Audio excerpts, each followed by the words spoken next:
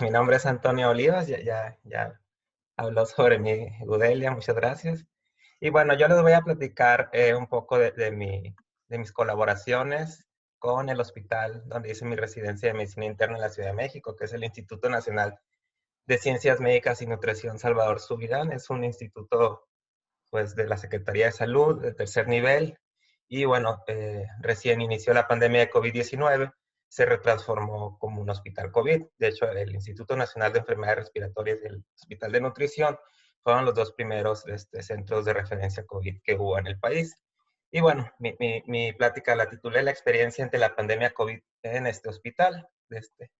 Y básicamente les voy a platicar de tres colaboraciones en las que he participado con ellos, que son bueno, tres trabajos que eventualmente, el primero ya se publicó y los otros dos están en proceso de. Entonces, primero vamos a hablar un poquito de este primer trabajo, que son las características clínicas y epidemiológicas de los pacientes que se diagnosticaban con COVID-19 ahí en el hospital. Este trabajo se hizo con un corte de pacientes hasta principios de abril, como para tener información rápido del COVID, ¿no? En población mexicana. Ya después extendimos un poco más el trabajo y analizamos más la mortalidad en pacientes hospitalizados, entonces la mortalidad intrahospitalaria por COVID grave, que son los pacientes que se hospitalizan en este hospital. Y finalmente, otra colaboración incluye ver los efectos adversos del uso de un fármaco que desde marzo a abril tuvo mucha fama en el país y en todo el mundo para el tratamiento del COVID grave, que en realidad resultó no tener gran beneficio. Y bueno, vamos a comenzar un poquito con definiciones operacionales de COVID. Eh, un caso sospechoso es aquella persona que tiene dos o tres de los siguientes síntomas, que son tos, fiebre o dolor de cabeza, y algún otro síntoma de estos que son muy relacionados al resfriado. Un caso se va a considerar un caso grave eh, si es un caso sospechoso y tiene esto que se llama disnea o falta de aire, y además se hospitalizó. Y va a ser un caso confirmado si además de ser un caso sospechoso, sea grave o no, se confirmó con la prueba diagnóstica que se llama PCR. En nuestros trabajos nos enfocamos solamente en casos confirmados. En el primero son casos no graves o graves, y en los otros dos, los que se hospitalizan, pues ya son solamente casos graves. Entonces vamos a comenzar con este primer trabajo que analizamos pacientes que acudieron a buscar atención médica en el periodo de marzo 18 a abril 11. Este trabajo ya se publicó en la revista Investigación Clínica. Y bueno, los objetivos de este trabajo eran describir y comparar las características clínicas y epidemiológicas de los pacientes que se diagnosticaban con COVID, los casos confirmados, en un hospital de referencia. Y aquí comparamos, básicamente, hicimos dos tipos de comparaciones. O sea, este trabajo involucró todos los pacientes que acudían a buscar atención médica por síntomas COVID. Y bueno, estudiamos primero los pacientes ambulatorios, o sea, los que se enviaban a casa versus los que sí se hospitalizaban, ver cómo difieren las características de esos dos grupos. Y aparte, dentro de los que sí se hospitalizaron, los que presentaban requerimiento de unidad de cuidados intensivos versus los que no durante su hospitalización.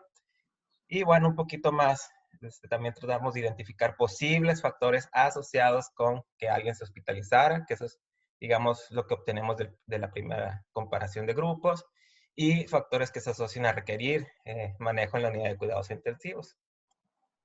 Bueno, un poquito de detalles técnicos. Este es un hospital de referencia COVID. Tiene una capacidad de 211 camas. El hospital usualmente tiene 14 camas de terapia intensivas, pero debido a la contingencia se extendió hasta 40 camas de terapia intensiva. Y bueno, más adelante se agregaron más camas, pero para este trabajo solamente había 40 camas de cuidados intensivos. Otra cosa importante es que la realización de la prueba confirmatoria, la PCR, por las fases de la pandemia cambió desde febrero 26, que fue cuando en el hospital y en México se tuvo acceso a esta prueba PCR, hasta el 23 de marzo, que terminó la fase 1, solamente se le hacía a los casos sospechosos que tuvieran un antecedente epidemiológico. Y por antecedente epidemiológico era que hubiera ido a un país donde sabíamos que había mucho COVID, o que hubiera tenido contacto directo con una persona confirmada de COVID. Si no tenías ese antecedente epidemiológico, no te hacían la prueba. Y ya que entró la fase 2, el 24 de marzo, ya se le hacía cualquier caso sospechoso. Y bueno, el criterio de hospitalización se basa en varias cosas, pero así para resumirlo, básicamente que requiriera oxígeno el paciente, o sea, que tuviera que tener oxígeno. Y bueno, el plan de análisis estadístico de este trabajo, las variables las describimos, si eran categóricas con frecuencias y porcentajes, si eran numéricas con media, o sea, media desviación estándar o mediana y rango intercuartílico, depende si estaba muy desviada, simétrica o no la distribución. Y bueno, los análisis exploratorios de comparar las características del ingreso entre dos grupos, las categóricas con prueba Chi de cuadrada o una prueba exacta de Fisher y las numéricas con una prueba de T-Student o prueba Udemann-Whitney. Y también comparamos los valores de laboratorio en el tiempo entre los pacientes que tuvieron requerimiento de cuidados intensivos y los que no. Y utilizamos algo que se llama un modelo lineal generalizado con efectos aleatorios ajustados por edad y sexo. Bueno, este es el flujograma. En el periodo de marzo 16 a abril 11, se atendieron en el triage respiratorio, digamos, la primera unidad donde llega un paciente ahí al hospital a evaluarse por síntomas respiratorios, 956 pacientes, de los cuales 647 tuvieron PCR negativa y 309 fueron casos confirmados. De ellos, 45% se hospitalizaron, el resto se envió a casa, y de los hospitalizados, que fueron 140, 21% requirió manejo en cuidados intensivos, que son 29, y el resto no. Y bueno, vamos a ver un poquito de los resultados. Estas son las comparaciones entre pacientes ambulatorios y hospitalizados. Y bueno, estas son las características epidemiológicas y clínicas. Vemos que la edad, pues sí, los pacientes hospitalizados tienen una mediana de edad más elevada, como de 50 años, en comparación con los que se envían a casa. Y en general, la mediana fue de 43 años, ¿no? O sea, una persona joven. Y en cuanto a las enfermedades, bueno, también hay mayor, bueno, el porcentaje aquí de mujeres era 60%. Y en cuanto a las enfermedades que tenían los pacientes, además de COVID, la diabetes era más elevada, 23% en los pacientes hospitalizados versus los que se enviaban a casa, y la hipertensión también, 32% versus 10%. Y, a ver, déjame ver aquí. Y en las características de síntomas, los pacientes con fiebre, tos y pues falta de aire, obviamente pacientes más graves, con una neumonía más grave, pues son los que se van a tener que hospitalizarse. En cuanto a los signos vitales que tenían los pacientes cuando se evaluaban en el triage respiratorio, la temperatura, la frecuencia cardíaca, la frecuencia respiratoria y la saturación de oxígeno, sí, pues fueron muy diferentes, ¿no? Entre los pacientes que se tenían que hospitalizar y los que no, pero pues básicamente es porque son criterios que se utilizan para hospitalizar al paciente. Y bueno, en cuanto a los pacientes hospitalizados, ahora vamos a comparar el grupo que requirió cuidados intensivos versus los que no. Y bueno, aquí desde la edad también, bueno, aquí ya se hospitalizaron y la edad no salió muy diferente entre los que requieren cuidados intensivos y los que no. Y en las enfermedades la que salió más diferente fue la diabetes. O sea, tener diabetes se asocia a que tengas una presentación más grave y requieras cuidados intensivos. En cuanto a los síntomas, no hubo gran diferencia, o sea, ya que se decidió hospitalizar, digamos, los síntomas que tenían al ingreso, no había algo que nos permitiera diferenciar mucho entre quién va a entrar a la unidad de cuidados intensivos y quién no. Y en cuanto a los signos vitales, el IMC salió un poco más elevado en los pacientes que requerían cuidados intensivos, un IMC promedio, bueno, mediana de 30.5 que cae en el rango de obesidad, mientras que los que no, con un IMC de 28.5 que cae en el rango de sobrepeso. Y bueno, como era esperado, también llegan con la frecuencia respiratoria más acelerada y la saturación de oxígeno en la sangre más baja, que son los pacientes que requieren intubarse, e intubarse es casi lo mismo que requerir cuidados intensivos. En cuanto a escalas pronósticas, bueno, la que más usamos es una que se llama QSOFA, que es QuickSOFA, y NEWS. NEWS evalúa los signos vitales al ingreso y el estado de conciencia. Y aquí vemos cómo el puntaje del NEWS, que es el que más nos interesa en realidad, está más elevado en los pacientes que requieren cuidados intensivos versus los que no. Esto es al momento en que se evalúa en triage. En cuanto a laboratorios, salen los glóbulos blancos y los neutrófilos que se elevan cuando hay inflamación. Y esta que también se llama proteína C reactiva, que es un marcador de inflamación, la ferritina. Y bueno, estos otros laboratorios, el fibrinógeno, el dímero D, las troponinas cardíacas, que no necesariamente es que se te infartó al paciente, pero cuando hay inflamación se pueden elevar, y la lactato deshidrogenasa. Y bueno, también este es otro análisis que en los pacientes hospitalizados íbamos a ver sus laboratorios en el tiempo, cómo se comportaban en estos grupos, y vemos que no hay mucha diferencia en estos laboratorios, y el único que sí hubo un poco de diferencia fue en la ferritina. A ver. Este estudio tiene algunas limitaciones porque no todos los pacientes tenían el seguimiento completo. Se hizo el corte al 11 de abril y había pacientes que habían ingresado el 11 de abril, el 10 de abril, entonces de ellos no se tiene mucho seguimiento. Entonces no sabemos en realidad si ameritaban cuidados intensivos o no. Faltan desenlaces duros como mortalidad. Al momento que hicimos el análisis de esta corte, hasta el 11 de abril, habían muerto como 5 pacientes solamente. Y se desconocen desenlaces en los pacientes que se fueron a casa. Y bueno, este es un estudio realizado en un centro de referencia de tercer nivel, que es un hospital que se preparó desde enero para atender la contingencia, tiene personal muy capacitado, de hecho tiene un departamento de infectología, que son los que se encargan casi de hacer las guías de los manejos de todas las infecciones en el país. Entonces, es digamos algo que no puedes esperar que lo tengan en otros lados. Entonces, esto puede, y también la capacidad de estudios de laboratorio, todo lo que se le puede hacer al paciente es muy diferente a otros hospitales. Entonces, nomás eso hay que tenerlo en cuenta. Entonces, como conclusiones de este primer trabajo, podemos ver que la mediana de edad en los pacientes con COVID en general, se hospitaliza o no, pues es un paciente joven, en edad pues joven, un trabajador. El mayor porcentaje es en hombres, 60% fueron hombres.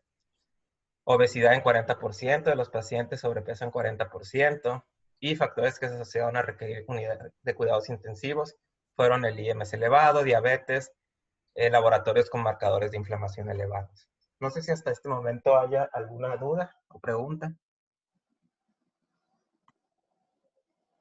Si tuvieran alguna pregunta con respecto a este estudio, porque nos va a presentar 3 estudios, Antonio.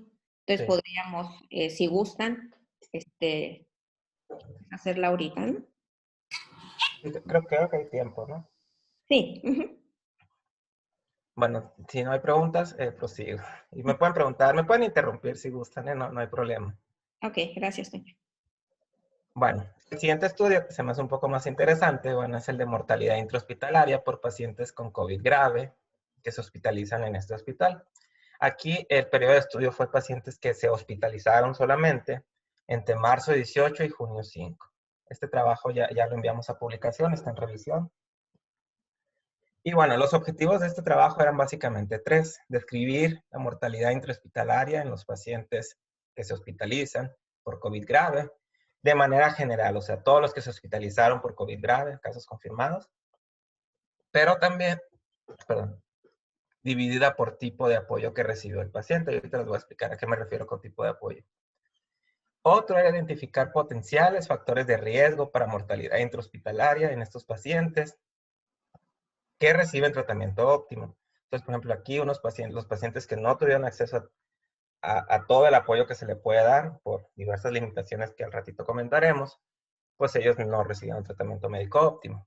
Y finalmente, describir el impacto de la saturación hospitalaria en las tasas de mortalidad durante este periodo de estudio.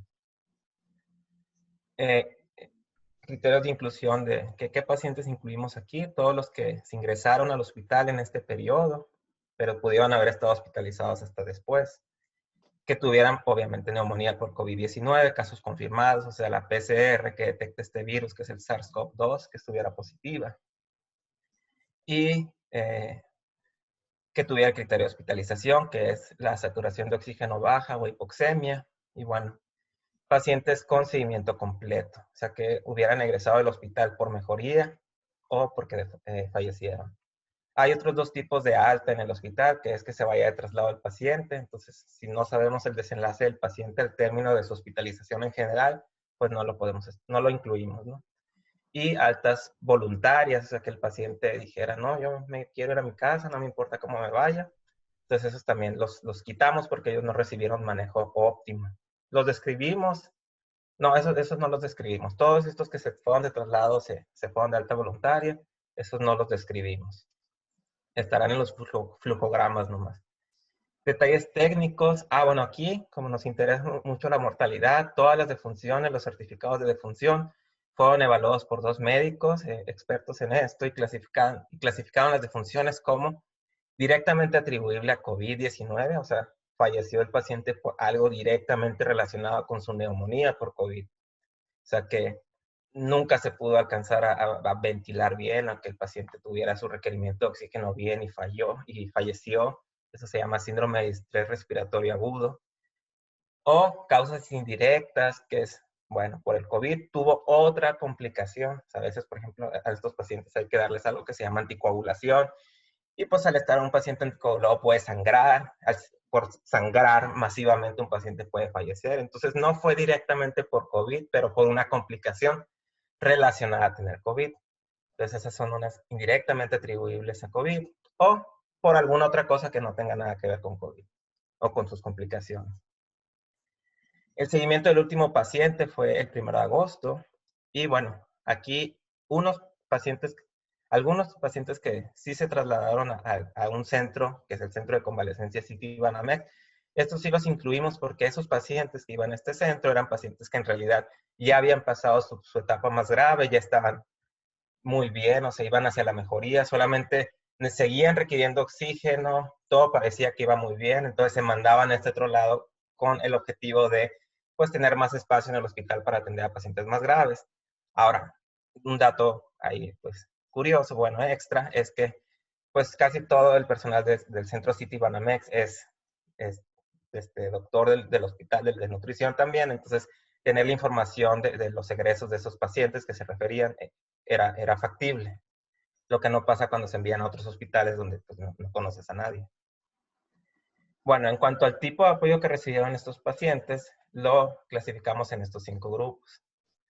Pacientes que no requirieron cuidados intensivos, que aquí va a ser lo mismo que ventilación mecánica invasiva. El BMI es ventilación mecánica invasiva, o sea, que el paciente necesitara intubarse, o sea, que se introdujera un tubo por su tráquea, que llegara a los pulmones, para que el paciente pudiera ventilarse, o sea, realizar su proceso de oxigenación de la sangre bien. Entonces, los pacientes que no requirieron intubarse, todos ellos sobrevivieron. Entonces, ese es un grupo. No, o sea, recibió todo el apoyo, sí, porque no había requerimiento de ventilador. Entonces, pues, el apoyo que necesitaron lo tuvieron. Hubo pacientes que requirieron ventilador y se les dio. Entonces, estos son los que tuvieron apoyo con ventilación. Hubo pacientes que requirieron ventilador, pero no se les dio porque no había. Entonces, estos son pacientes sin apoyo de ventilador. O sea, lo requerían, pero no hubo. Hay pacientes que murieron durante RCP, cayeron en paro, se les dio todo lo que se les tenía que dar, pero no lo lograron. Entonces, estos pacientes recibieron todo el apoyo que tenían que recibir, sí, pero su organismo no resistió. Entonces, digamos que estos sí recibieron todo su apoyo, pero no era necesariamente ventilación, entonces murieron durante un paro cardíaco. Y los pacientes que no deseaban intubarse o no deseaban alguna maniobra de resucitación, tenían el requerimiento de ventilación, pero ellos dijeron, no, yo no quiero, yo no creo en eso, ya estoy muy mal, ya estoy grande, lo que usted quiera. Entonces ellos expresaban su deseo de no querer ningún apoyo.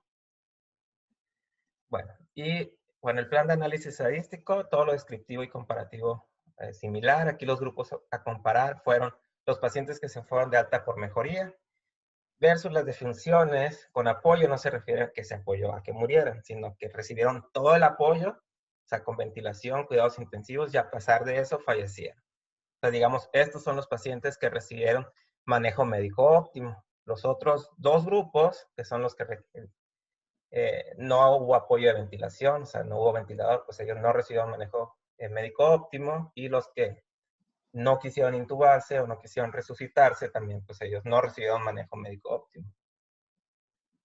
En cuanto A la descripción de la saturación hospitalaria les voy a presentar algunas gráficas donde presentamos varias cantidades que tienen que ver pacientes que acudían a atención a terapia al día, cuántos pacientes se admitían por día, cuántos pacientes fallecían por día y cuántos pacientes había hospitalizados por día.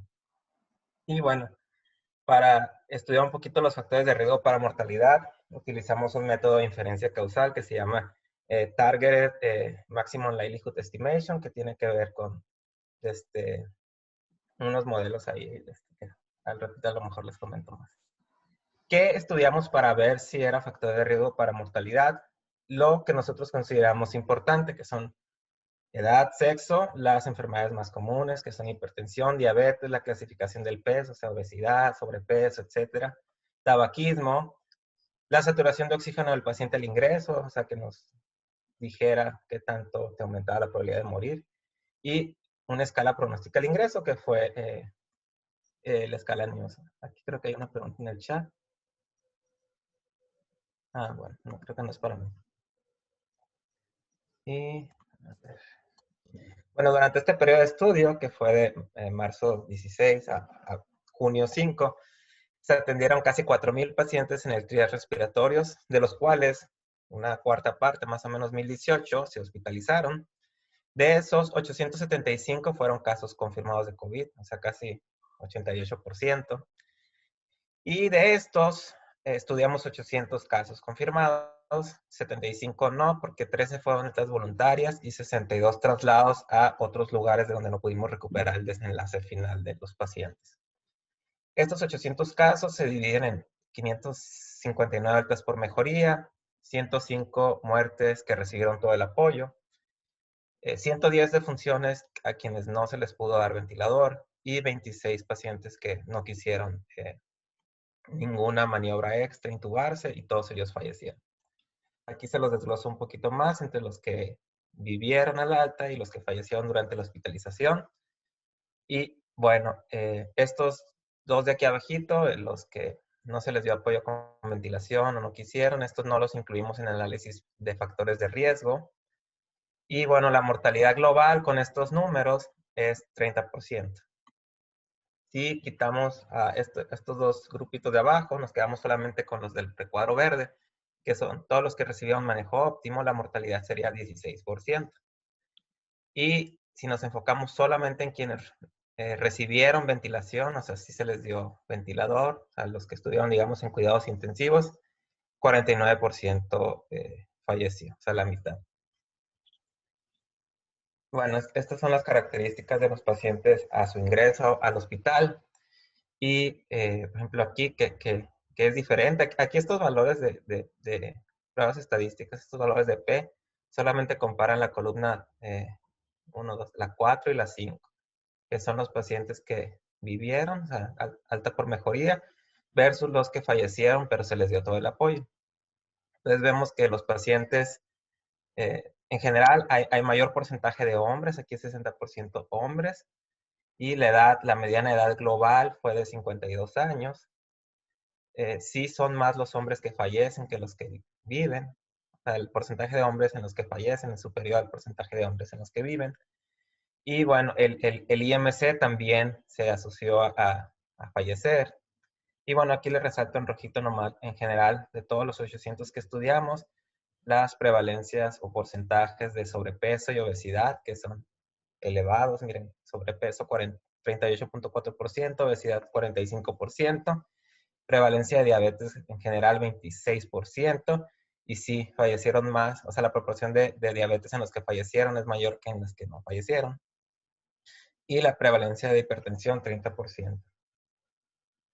En cuanto a las escalas de gravedad del ingreso, que aquí el que nos interesa más es esta que se llama NEWS, sí está más elevada, 9.2 en los que fallecen versus los que no. Y signos vitales al ingreso, también, ¿no? Lo que es esperado, la frecuencia respiratoria más acelerada o la saturación de oxígeno más baja en los pacientes que fallecen versus los que no. Y en cuanto a los síntomas reportados en la valoración, aquí no hubo mucha diferencia, salvo la falta de aire, ¿no? Mayor porcentaje, 90% en los que fallecieron versus 75% en los que no fallecieron. En- bueno, y ahora sí describimos las causas de muerte en los grupos, bueno, en total y en los grupos que fallecieron, ¿no? Con apoyo, sin apoyo, o porque no quisieron eh, recibir mayor manejo. Vemos que la principal causa de defunción es este síndrome de distrés respiratorio agudo, que es directamente atribuible a COVID, que fue casi en el 70%. Obviamente fue más, bueno, casi su totalidad de los pacientes que no se les dio apoyo, ¿no? Y el otro porcentaje es más o menos distribuido en cosas que tienen este síndrome respiratorio más otra cosa. Por ejemplo, la falla orgánica múltiple, que es esta multi-organic failure, pues también es una proporción importante, 10% en general, que es casi todos el síndrome de distrés respiratorio agudo más una falla cardíaca, o sea, una falla hemodinámica o una falla en otro órgano. Y vemos que casi todos los, miren, aquí los pacientes que fallecieron y que no querían ningún manejo extra, pues casi todo el 92% fue por este síndrome. Bueno, un paciente más fue por falla multiorgánica y el otro fue por algo que se llama embolismo pulmonar, un trombo en los pulmones. Y bueno, de las causas, 88% se atribuyó directamente a COVID y el resto, 12%, fue atribuida indirectamente a COVID. Y no hubo ninguna que se haya clasificado como no atribuible a COVID. Y de 2 pacientes no se pudo obtener el certificado de defunción y no se pudo clasificar. Bueno, aquí de manera gráfica, solamente ponemos los cuenteos de todas las defunciones que hubo en el periodo. Bueno, de los pacientes admitidos entre el 16 de marzo y el 5 de junio. Y bueno, aquí hay defunciones después del 5 de junio porque les dimos seguimiento durante toda su hospitalización a los que ingresaron hasta el 5 de junio. Y aquí también usamos colores para ver el tipo de apoyo que recibieron. Si recibieron todo el apoyo, están en verde claro. O sea, ya sea que cuidados intensivos, ventilador o que si cayó en paro se le haya dado todo el apoyo también. Los que tienen verde intermedio son pacientes que requerían ventilador pero no lo recibieron. Y los verdes más oscuros son los que no quisieron recibir más apoyo, aunque sí se les pudo haber dado, pero el paciente no quiso. La primera defunción fue el 5 de abril. La primera defunción en pacientes sin apoyo, o sea que no hubo ventilador y por eso falleció. Bueno, creemos que por eso falleció, 22 de abril. Y bueno, de los pacientes que seguimos, la última defunción fue el 3 de julio. Y podemos ver cómo los pacientes que morían y que tenían requerimiento de ventilador y no lo recibían, pues fue aumentando, ¿no? En el tiempo.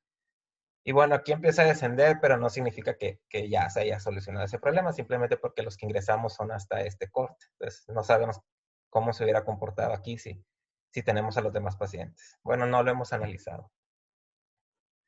Y ahora lo dividimos por el sitio donde falleció, si falleció en la unidad de cuidados intensivos, en el departamento de urgencias, que no es unidad de cuidados intensivos, o en hospitalización.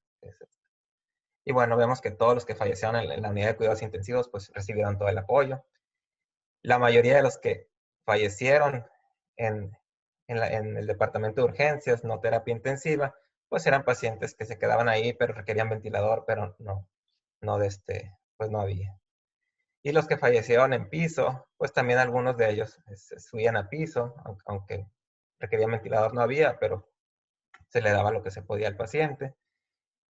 Y bueno, aquí hay unos verdes claros que son pacientes que estuvieron en terapia, ya no requerían ventilador, salieron, pero alguna otra complicación como un sangrado, etcétera, los llevó a la defunción, que no requerían estar en cuidados intensivos.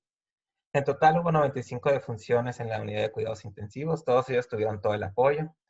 Hubo 94 defunciones en esta otra área de urgencias o terapia, bueno, cuidados intermedios se llama también, y 52 defunciones en hospitalización. Y bueno, en esta otra figura les presentamos bueno, tratamos de resumir la saturación hospitalaria en el periodo de estudio. Estas barras verde claro son el número de pacientes que acudían a valoración al triage respiratorio cada día.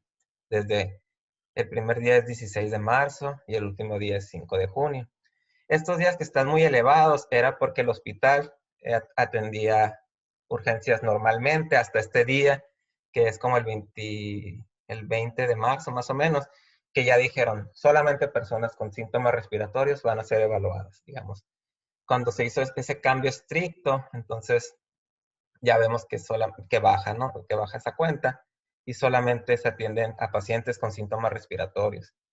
Este verde más oscuro son los pacientes que se estaban ingresando por día de hospitalización. O sea, acudían a valoración todos estos verdes claros y los verdes oscuros son los que se ingresaban. Este color rojo son el número de funciones por día que había en el hospital y en amarillo el número de funciones por día que había en casos con sospecha de COVID, pero que no eran confirmados. Son los casos con la PCR negativa, que son muy poquitos, casi todo estaba confirmado. Sobre todo porque, por ejemplo, un paciente si se ingresaba con sospecha de COVID y le hacías una PCR y salía negativa, pero seguían teniendo la sospecha, le hacían 2 o 3 PCRs, o sea, recurso había, ¿no? Para confirmar esto. Y bueno, aquí lo que trato de hacer es desglosar o como tomarle una radiografía al número de ingresos de pacientes atendidos en triage por día. Entonces vemos cómo, a ver, ¿qué dice? No, no es cierto, este es el número de ingresos por día. O sea, aquí es una radiografía a esto verde oscuro. Y vemos cómo empiezan a aumentar, o sea, cada día hay como medio ingreso más, o mejor dicho, cada 2 días hay un ingreso más que con respecto a los días previos.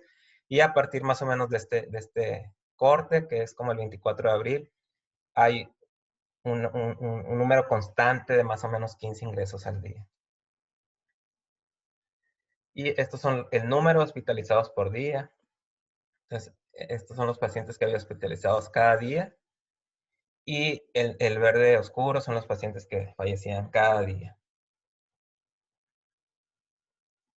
Haciendo una radiografía de eso, también podemos ver que, bueno, cada día hay 3.5 pacientes más hospitalizados que el día previo hasta esta fecha, que es el 28 de abril, donde ya casi se mantiene estable, que son más o menos medio paciente más hospitalizado por día, que es más o menos, digamos, aquí ya se saturó el hospital.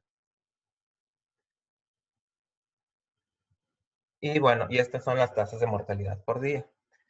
Aquí lo que hicimos es entre cuántos fallecieron cada día, entre cuántos pacientes en total había hospitalizados ese día en este instituto, y así calculamos la tasa de mortalidad por día en los pacientes, en los casos positivos y en los casos negativos. Obviamente los casos positivos es mucho más alta porque el denominador de las dos es el mismo y la mayoría son pacientes confirmados. Y bueno, vemos aquí cómo la mortalidad pues se incrementa y luego como que se estaciona aquí todo el mes de mayo, pero en un porcentaje más alto. Y todo este tiempo pues hubo problema de que pues no había tantos ventiladores, ¿no? Y luego se ve que empieza a descender y bueno, de aquí en adelante ya no sabemos qué pasó. Y bueno, esto es nomás tratando de desglosarlo un poquito más. Bueno, ¿qué potenciales factores de riesgo para mortalidad encontramos? Bueno, aquí se presentan los resultados un poco diferentes. O sea, tengo un grupo, o sea, por ejemplo, una exposición, hombres versus mujeres, y dentro de ese grupo, ¿cuántos fallecieron? Por ejemplo, en los hombres falleció el 20% y en las mujeres 10%. O sea, los hombres fallecieron el doble que las mujeres. En cuanto a edad, pusimos un punto de corte en 50 años y vemos que fallecen similar en los mayores o menores de 50 años.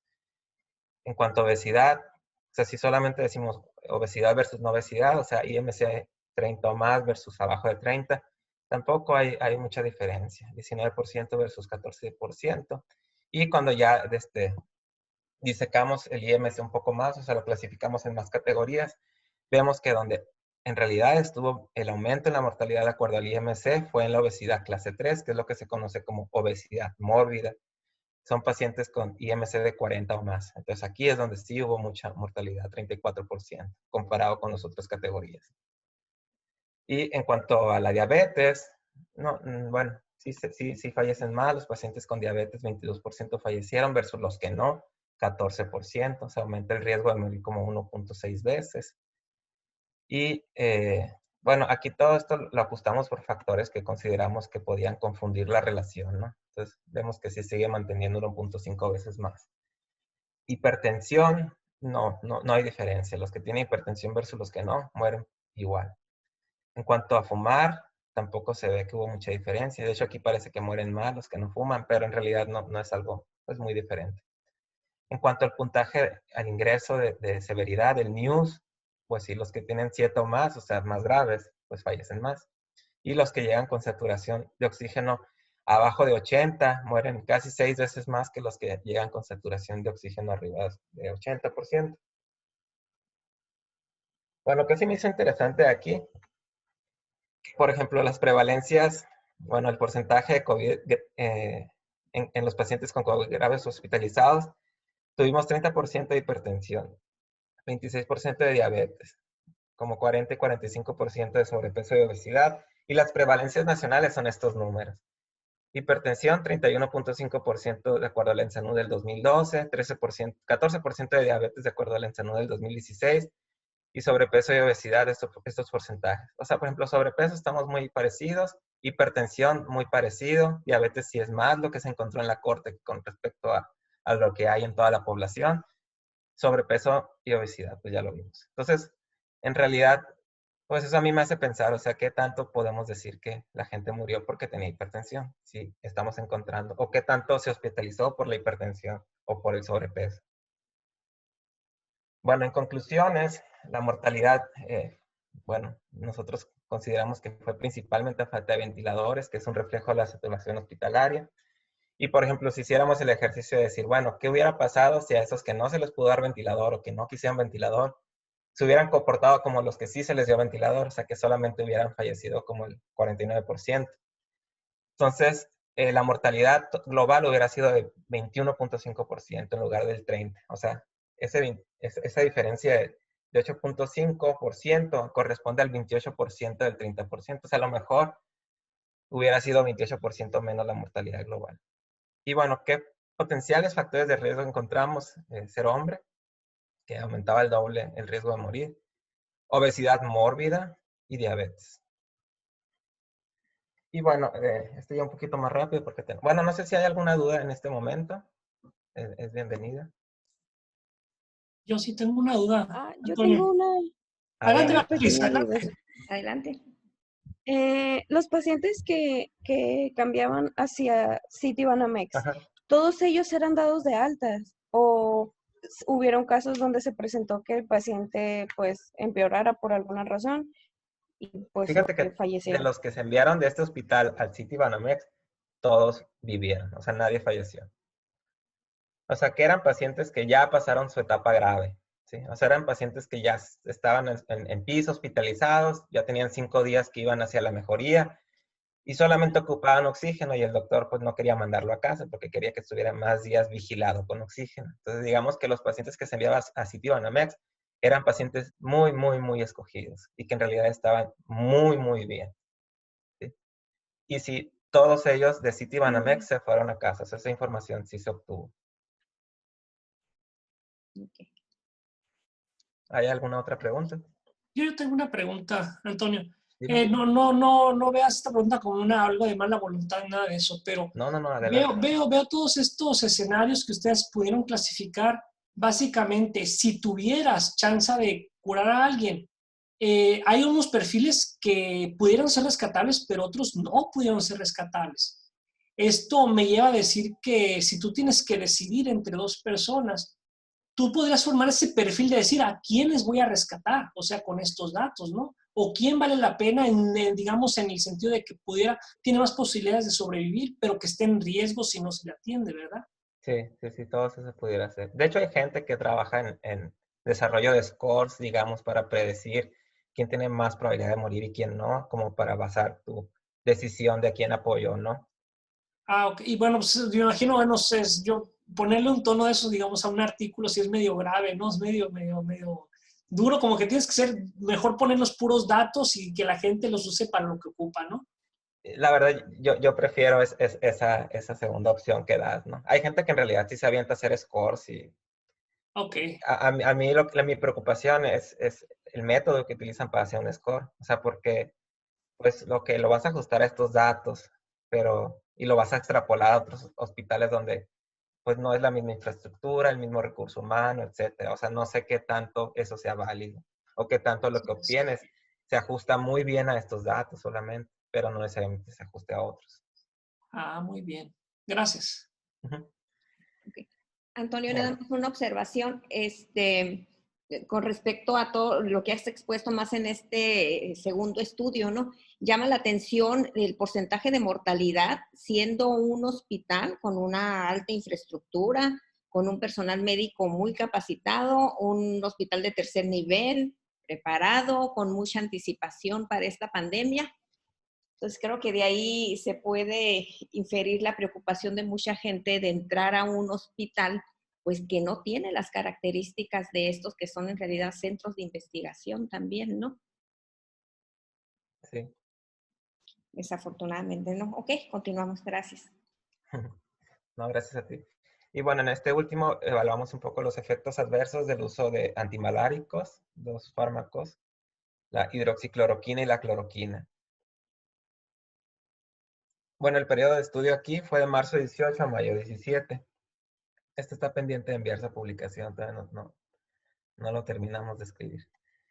Bueno, los objetivos de este trabajo eran conocer los efectos adversos de estos dos antimaláricos en el manejo de pacientes hospitalizados. De hecho, ha habido muchos estudios de estos y mejor diseñados ensayos clínicos y todos que se los dan a pacientes hospitalizados o como que se llama profilaxis, post-exposición en trabajadores de salud, etcétera. Ha habido muchos estudios, pero bueno, nosotros estudiamos lo que pasó en estos pacientes. ¿Y qué nos interesaba ver? Las arritmias, bueno, los efectos adversos que vimos fueron arritmias cardíacas, alteraciones en las pruebas de funcionamiento hepático o de función. Bueno, aquí el periodo de estudio fue hasta mayo 18, o sea, es la misma corte que ya les presenté hasta junio 5, digamos, de ahí extrajimos solamente los pacientes hasta mayo 18. ¿Por qué hasta mayo 18? Porque en mayo 18, que ya había mucha evidencia de que el fármaco en realidad pues, no servía o se te podía causar más daño que beneficio, la OMS emite un posicionamiento de que ya no se use, entonces ya no se usó. Por eso el periodo de estudio es diferente. Y bueno, se compararon los pacientes que recibieron alguno de estos dos fármacos, que son los antimaláricos, versus los que no. Criterios de selección fueron similares al estudio previo, solamente que aquí sí nos quedamos con los que se iban de traslado o alta voluntaria para los efectos adversos diferentes de mortalidad. Y sí los quitamos para mortalidad. Bueno, ¿qué vimos? Vemos que estos pacientes son pacientes, los que reciben el antimalárico tienen menor IMC que los que no. Y bueno, de aquí nomás lo que salió así muy diferente fue el IMC y a lo mejor son un poco más jóvenes. Miren, esta es una media de 50 años versus 52 años. Y el sexo estuvo igualmente distribuido. Y en cuanto a las comorbilidades, no hubo mucha diferencia. Y bueno, el periodo en que se ingresó, sí hay diferencia. Podemos ver que de los 181 pacientes que se admitieron bueno, dividí el periodo como que en dos, de marzo 18 a abril 14 y de abril 15 a mayo 17. De los 181 pacientes que se ingresaban en el primer periodo, 141, o sea, el mayor porcentaje, o sea, 141 de 181, recibieron antimalárico y muy poquitos, ¿no? Y ya después de abril 15 fue al revés, o sea, menos recibieron antimalárico de los 445, como el 20% recibió antimalárico y el resto no.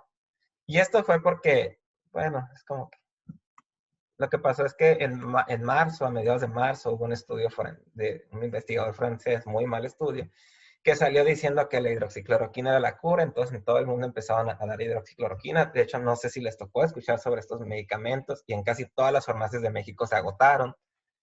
Y bueno, ya conforme fue saliendo más evidencia de estudios bien realizados, se vio que no había efectividad, por eso los médicos también cambiaron su manera de recetar este medicamento. Eso para mí tiene mucho sentido, ¿no? El ver esos números aquí.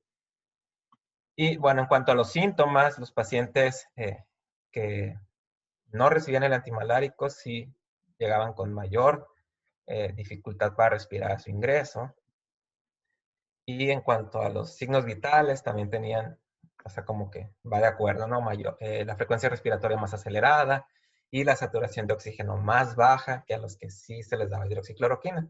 Entonces, esto nos puede como hacer pensar que los pacientes que recibían hidroxicloroquina eran pues, pacientes más escogidos o en mejores condiciones que los que no.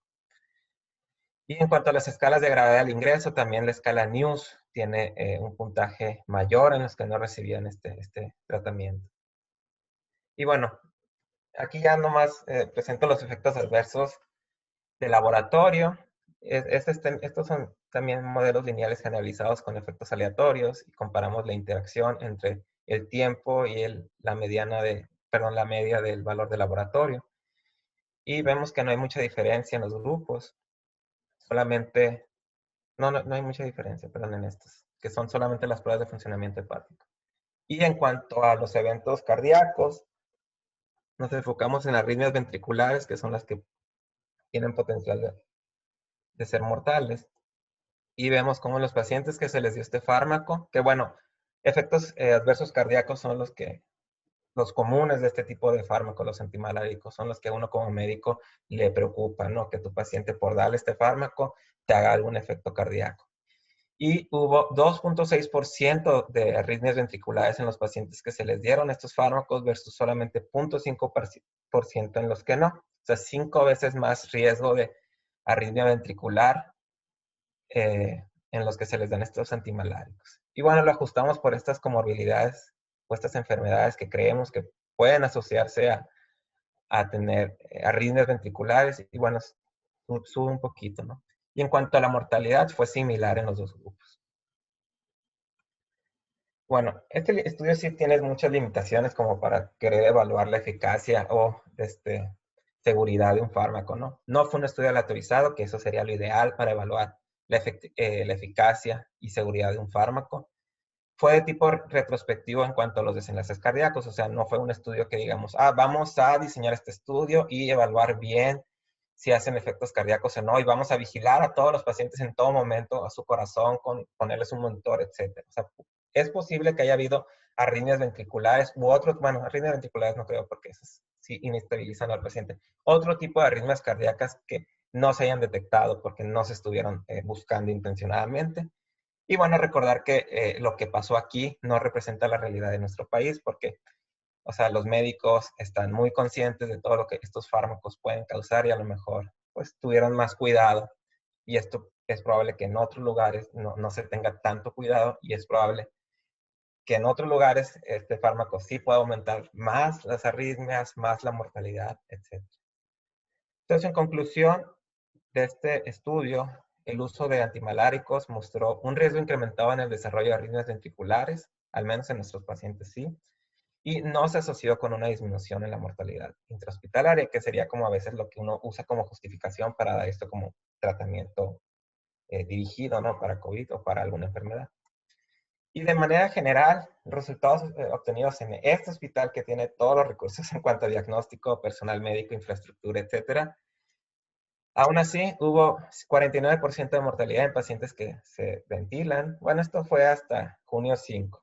Es probable que después de ese periodo esta mortalidad haya disminuido, no lo sé. Podríamos decir que aproximadamente 28% de esta mortalidad se puede atribuir a la falta de ventiladores. Y bueno, a mí se me hizo interesante que las prevalencias de hipertensión y sobrepeso son similares a la población nacional. Y si yo pensara que esto fuera un factor de riesgo para hospitalizarte o fallecer, pues que esto debería estar más elevado en nuestro estudio que los valores de la población nacional. Y bueno, el uso de terapias no probadas, en este caso los antimoláricos, no mostró reducción en la mortalidad, pero sí aumentó el riesgo de efectos adversos cardíacos. O sea, eso significa que no debemos usar ese tipo de fármacos, aunque te digan mucha gente, no, es que esto sirvió, etcétera, no es cierto. Y bueno, el panorama en otros hospitales en nuestro país podría ser a lo mejor un poco más sombrío. Y bueno, por mi parte eso es todo. No sé si tengan alguna pregunta o otras preguntas. Ok, si tienen alguna pregunta, pues aquí tenemos a los estudiantes, tenemos al doctor Juan Carlos también, que bueno, tú lo conoces, Toño, Sí, doctor Juan Carlos. el doctor Juan Carlos de la División de Ciencias Biológicas y de la Salud. Ya. ¿Sí? ¿Es alguna pregunta? Yo tengo curiosidad en saber por qué, bueno, clasificó usted de que el estudio que hizo esta persona, francés, sobre el uso de antimaláricos no estuvo bien hecho. No, ajá, sí. O sea, que quieres saber más por qué dije eso. Sí, me llamó mucho la atención. ¿Por qué lo clasifica de esa forma? De hecho, es un estudio muy mal hecho. Eh, Mira, este estudio fue un estudio, número uno, muy pequeño. Fue como en 42 pacientes, a 26 creo les dieron antimalárico. A los otros como 16 no les dieron antimalárico. Eh, el desenlace del estudio fue que bajara la carga viral, no necesariamente que se fuera de alta por mejoría o que el paciente ya no necesitara oxígeno. O sea, por ejemplo, cuando uno evalúa en estudio médico, tiene que ver muchas características. El diseño de estudio, diseño de experimentos es muy importante. Por ejemplo, la asignación de los pacientes a si les doy el tratamiento o no, que sea equitativa. O sea, que eso se hace con aleatorización. Entonces, por ejemplo, ese estudio no fue aleatorizado. Es probable que el médico a un paciente que lo ve mejor le dé el fármaco y al que ve grave no se lo dé. Entonces, si hay un desbalance en los grupos que les das el tratamiento, pues eso no, a uno como médico pues le preocupa porque a lo mejor a los que estaban muy bien son a los que les estás dando el medicamento, pero a lo mejor si no se los hubieras dado, como estaban muy bien, a lo mejor ellos iban a vivir y a los que no se los diste, a lo mejor murieron porque estaban muy graves desde el principio, no porque no se los diste. O sea, digamos que la interpretación que se hace de este tipo de estudios cuando no se cumplen todas estas normas no es la correcta, porque puede confundirse por muchas cosas. Entonces, un detalle de este estudio fue que no fue aleatorizado. Otro detalle es que su tamaño de muestra fue muy pequeño. Otro muy importante es el desenlace, o sea, ¿qué le voy a evaluar al paciente para decir, esta terapia es mejor que la otra? Entonces, lo importante en este tipo de estudios de tratamientos médicos, sobre todo en este de COVID que tiene mucha mortalidad, el desenlace más importante es mortalidad. El paciente se muere o se recupera, ¿sí? Eso no lo estudiaron. Lo que estudiaron fue algo que es la carga viral, o sea, que le estuvieron haciendo pruebas al paciente de PCR y ver cuándo negativizó la carga viral, que ellos han de decir, ah, bueno, ya, no, ya está negativa, eh, eso digamos, éxito para ellos. Pero un paciente puede negativizar la carga viral y morirse.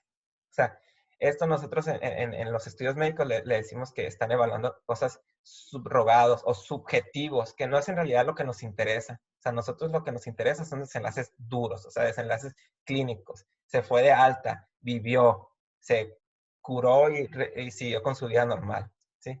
O sea, el negativizar un valor de laboratorio no significa el paciente mejoró. Y bueno, otro es que lo publicaban en una revista donde él es el editor de la revista, entonces la revisión de la calidad del artículo pues también puede tener ahí un sesgo y muchas otras irregularidades en ese trabajo. No, ahora comprendo. Vaya, qué importante es mm, que tengamos la información correcta para no ser influenciados de esa manera, ¿no? Bueno, una persona dijo esto, pero no sabemos qué hay de trasfondo en su estudio y demás, y ya todas las personas van y lo siguen y lo compran sin saber que pues pueden tener más efectos adversos de lo que les puede beneficiar. Sí, es completamente Gracias. correcto. Ujú. No, gracias por preguntar. De hecho, es una muy buena pregunta porque pasó, o sea, y pasó y sigue pasando con otros medicamentos que no sabemos interpretar bien la evidencia. Entonces, algo positivo que vemos, pum, se lo damos a todos. Y pues eso no es correcto. ¿Alguna otra pregunta?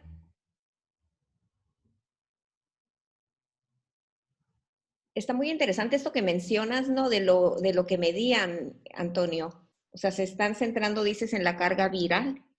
Ellos vieron que mejorara la carga viral. De hecho, no me acuerdo si era negativizar o que Ajá. mejorara nomás, o sea, que bajara. O sea, la PCR te mide el número de ciclos que necesita hacer para detectar el virus. Entonces, Ajá. eso entre más bajo sea, es, digamos, más grave porque, o sea, como con muy poquitos ciclos ya detectó el virus Y cuando ocupas muchos ciclos es cuando seguramente ya no está el virus. Ujú, sí. Entonces, o sea, cambios en ese número de replicaciones que hiciste para detectar el virus. Eso es lo que ellos estuvieron midiendo. Ah, ok. Sí, es muy importante esto que mencionas, ¿no? La parte del diseño del experimento. Sí. De Es hecho, en ese tiempo, en primavera, estaba llevando una clase de diseño de estudios médicos Ujú, con un profesor que es consultor de la OMS y todo eso. Y nos decía mucho todas esas cositas, detallitos, como que lo que hay que fijarse, ¿no? Y una parte muy importante es eso. ¿Qué vas a evaluar? O sea, ¿cómo vas a evaluar la eficacia de tu estudio? Y dice, si no es un desenlace, él lo ubica en tres cosas. Feels, function, and survive. O sea, o sea, supervivencia, si el paciente muere o no. Es feels, o sea, lo que siente el paciente, o sea, que se traduzca en algo en beneficio para el paciente. O sea, ya sea que su calidad de vida mejore, que si se sentía mal ya no se sienta mal, y cosas que alteren a su función de su vida, o sea, si le deja una discapacidad o no. O sea, que la persona se pueda integrar a su vida como era antes. O sea, eso es lo importante. O sea, todo lo demás que, ay, le controló mejor el azúcar, le bajó los lípidos, le controló la presión. Si eso no se traduce en algo clínico, es probable que no sirva mucho, pues porque al final lo que queremos es algo tangible, ¿sí? Algo que el paciente diga, me siento mejor. O sea, porque a lo mejor le controlaste, o sea, digamos, le controlaste la carga viral, pero el paciente sigue intubado, necesita el ventilador para vivir, etcétera. O sea, eso no significa nada. ujú, sí. Y una opinión con respecto a mí me sigue causando mucho ruido esto de lo que se observó en estos estudios en este hospital, ¿no? De tercer nivel, Sí, que tú dices, como les decía ahorita, tiene todo, ¿sí? sí, Y tiene todo. vemos que se enfocan mucho más para la cuestión de los semáforos que se están aplicando en los distintos estados, la disponibilidad de camas, por ejemplo. ¿Sí? Bueno, Aquí la disponibilidad de camas, que es un tema muy sensible. sí, muy sensible, eh, ¿no? yo, en lo personal, no creo que sea el mejor parámetro que podamos seguir, porque una cama no te dice mucho. O sea, por ejemplo, en este hospital, ellos tienen un equipo de doctores intensivistas, o sea, de los que manejan los cuidados intensivos, que su trabajo usual son 14 camas. O sea, su trabajo son 14 camas. ¿Por qué? Porque digamos que un doctor en un turno se puede enfocar en como 3 pacientes críticos. Esos son pacientes que tienes que estar ahí al pendiente. O sea, no es como, ay, tengo 40 y los veo de aquí en medio. No, o sea, si tengo 14, que es lo normal, pues tienes al menos unos 5 o 4 doctores que están a cargo de todos esos por turno. O sea, Ujú, necesitas 15 doctores al día más o menos. Bueno, a lo mejor ahí un doctor se queda todo un día completo, es una guardia. ¿Sí? ujú, O sea, y ahora triplica ese número, pues necesitas triplicar tu personal. O sea, el personal no aparece mágicamente. O sí, sea, tienes que triplicar tu personal. O sea, por ejemplo, ¿qué pasó en el hospital de nutrición? Jalaron doctores de otras áreas y pues tuvieron que sobre la marcha ir aprendiendo a manejar un paciente, un tipo de paciente que no era lo que ellos estaban acostumbrados a manejar. Entonces, eso también pasa en otros lugares. O sea, en un hospital generalmente, o sea, por ejemplo, el hospital de la Juárez de Hermosillo de Linz, por ejemplo. ujú, Esa terapia intensiva, que yo recuerdo, tener como 6 camas. 6 camas nomás. ujú. Con un intensivista por turno. O sea, triplícale, bueno, no sé si triplicaban el número de camas ahí también, o qué hicieron con las camas de ventilador. Bueno, aunque en los SIMS hay ventiladores fuera de los cuidados intensivos. Pero triplícales el número de pacientes críticos. O sea, no puedes mágicamente triplicar tu personal de salud capacitado para manejar a esos pacientes. O sea, tener una cama con ventilador disponible no significa que vas a tener un paciente manejado bien con ventilador. ¿Sí? O sea, no. Sí, Entonces es un mensaje que yo creo que se está dando que no es el adecuado. ajá, exactamente, sí. Una pregunta. En términos así, digamos, pues ya nos dijeron, pues tercer nivel, bueno, supongo que es súper, súper hospital. comparado con un hospital promedio en México, ¿sí lograban reducir mucho las tasas de mortalidad o qué tanto porcentaje se reducía? Uno pensando como inversión, ¿verdad? A largo plazo. Sí, fíjate que ese es un tema que se ha discutido mucho. No sé exactamente las tasas de mortalidad en otros hospitales, entonces, digamos, decirte qué tanto, no sé. Okay. Que he escuchado, o sea, porque eso es de que escuché, o sea, si tú me dices dónde exactamente, etcétera, no sé. Las tasas de mortalidad fuera de este hospital son como del 70% de pacientes que necesitan ventilador. Ahora, yo no sé ellos, sus terapias como sean, o sea, si extendieron sus terapias o no, porque por ejemplo aquí en nutrición, si nos enfocáramos solamente a esas 14 camas que están en el espacio físico que siempre es terapia intensiva, la mortalidad es de como el 30%. O sea, mucho, pero se elevó a 49%. Bueno, o es 49%, pero es mucho por el que no está manejado en esa área de 14 camas de siempre, sino es en esa otra área extra manejado por personal médico que no es tan experto como el de esa otra área. Entonces ellos, por ejemplo, tienen mortalidad dentro de su terapia Sí. normal de como 30%. Y otros hospitales tienen mortalidad en su terapia normal, que ahí yo no desconozco si las extendieron o no. No todos los hospitales extendieron sus terapias, de hasta 70%. O sea, Fíjate. eso es lo que he escuchado. Y en cuanto tú dices, tener más hospitales como este en todo el No, país. no, ya sé que es un sueño extraño que de repente da, pero... Fíjate que sí es algo que se ha discutido antes, o sea, porque hay mucha gente que dice, bueno, o sea, sobre todo porque sí hay gente que, bueno, esperemos nunca sea necesaria, ¿no? Pero la atención en ese hospital sí es muy diferente. Bueno, o en general en los institutos nacionales de salud, son como algo muy especial y preciado que tiene el sistema de salud en el país. Desafortunadamente están concentrados en Ciudad de México, pero la atención ahí sí es muy diferente a la atención en otros lugares. O sea, abismal la diferencia. Ahora, reproducir estos tipos de hospitales en otros lugares no es tan fácil, porque, por ejemplo, los médicos que entran a capacitarse como residentes ahí son los mejores del país en exámenes que aplican para entrar a especialidad médica, examen que hace el hospital, etc. Entonces, digamos, ya no los han comentado, por ejemplo, la gente de enseñanza, querer extender este número a lo mejor al doble, pues ya no metes a lo mejor, pues digamos que tu calidad del producto que formas ya no es la misma porque la extendiste. O sea, no es tan fácil, pues, o sea, no es tan fácil como reproducirlo. Y bueno, la infraestructura también sería como, pues, así, o sea, requeriría, o sea, no digo que sea imposible, pero requeriría como una gran labor. Ok, gracias. Gracias. ¿Alguna otra pregunta, muchachos?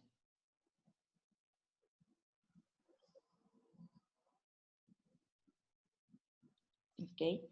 Bueno, pues parece que no. Muy interesante, Antonio. Bueno, yo sé que te la revisamos esta presentación y te dije que por favor te fueras así como muy rapidito, ¿no? Porque es demasiado material, pero pues no quisimos quitarle nada, ¿no? Porque todo era muy interesante. Y te agradezco mucho que compartas estos estudios, pues que han realizado y que es muy novedoso y pues que nos da así como un conocimiento de qué es lo que se hace ahí en estos institutos. Y ojalá en algún momento, ¿no? Es un sueño, como dice Daniel, llegáramos a tener, pues en otras partes del país, institutos así. Ya nos dices que es muy difícil, ¿no? Pero pues en algún momento, ¿no? Pues te agradezco mucho, Antonio, tu participación. Y muchachos, nos vemos entonces el lunes. Continuamos.